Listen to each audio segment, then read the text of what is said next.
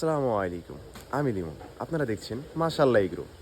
আপনারা দেখেছেন ফার্স্ট ও সেকেন্ড এপিসোডে আমরা কিভাবে ফার্ম ও ফার্মে ব্যবহারকৃত ইটগুলা পরিষ্কার পরিচ্ছন্ন করে জীবাণুমুক্ত করেছি। আপনারা এই থার্ড এপিসোডে দেখতে পারবেন কিভাবে আমরা ফার্মের চারিপাশ পরিষ্কার পরিচ্ছন্ন রেখে জীবাণুমুক্ত করি।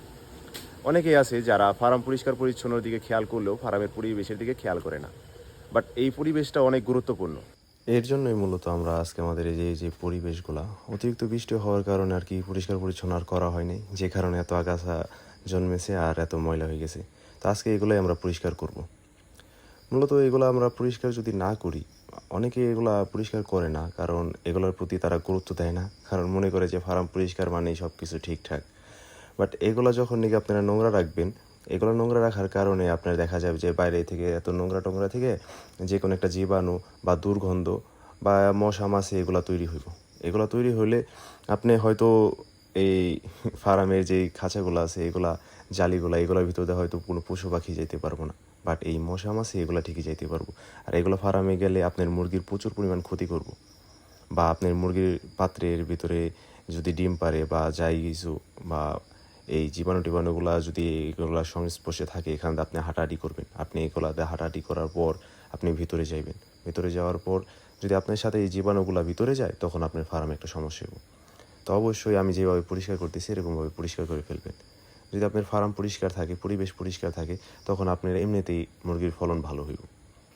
ছোট ছোট বিষয়গুলো যেগুলো আমরা অবহেলা করি, ওগুলা থেকে আমাদের বড় ধরনের ক্ষতি হয়ে যেতে পারে। তো অবশ্যই এগুলোর দিকে খেয়াল রাখবেন যে কী পরিমাণ নোংরা ছিল। দেখেন, অতিরিক্ত বৃষ্টি হওয়ার কারণে আমরা এগুলো পরিষ্কার পরিচ্ছন্ন করার সুযোগ পাইনি। আর এই সুযোগ না পাওয়াতেই যে গাছগুলো ছোট ছিল এগুলো অনেক তাড়াতাড়ি বড় হয়ে গেছে এখন এমন একটা পর্যায়ে চলে গেছে, দেখতে দেখা যায় যে খুবই জঙ্গল হয়ে গেছে। তো এগুলো আমরা আজকে পরিষ্কার করে ফেলবো সম্পূর্ণ। ভিডিওতে আপনারা দেখতে থাকেন যে কীভাবে আমরা পরিষ্কার করতেছি। এখানে যা যা প্রয়োজন আমরা সব কিছু ব্যবহার করতেছি, দাও বলেন, কোদাল বলেন, ঝাড়ু বলেন। তো আমাদের পরিষ্কার করা শেষে আমরা একবারে ঝাড়ু দিয়ে দিতেছি যতটুকু সম্ভব। হয়তো এই যে বৃষ্টির কারণে সম্পূর্ণ পাতা টাতা এগুলো উঠবে না, এগুলো হয়তো টানা 2-1 দিন রোদ আসার পর যখন শুকিয়ে যাবে তখন সম্পূর্ণভাবে পাতা টাতা উঠে যাবে। আপাতত যতটুকু উঠতেছে অতটুকু আমরা তুলে ফেলার চেষ্টা করতেছি, যে যতটুকু পরিষ্কার রাখা যায়।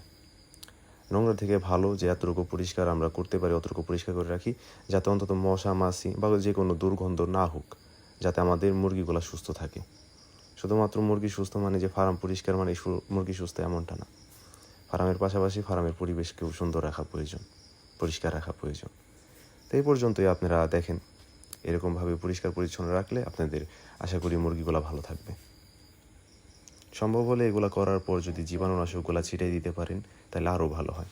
তো এই আমাদের ফার্মের ফাইনাল লুক, সম্পূর্ণ পরিষ্কার যতটুকু করতে পারছি আর কি। তো আলহামদুলিল্লাহ, অবশেষে আমাদের ফার্মের বাইরে পরিষ্কারের কাজ শেষ হয়ে গেল। নেক্সট ভিডিও পেতে আমাদের ফেসবুক পেজকে ফলো দিয়ে ইউটিউব চ্যানেলকে সাবস্ক্রাইব করে আমাদের পাশে থাকবেন। আপাতত আল্লাহ হাফেজ।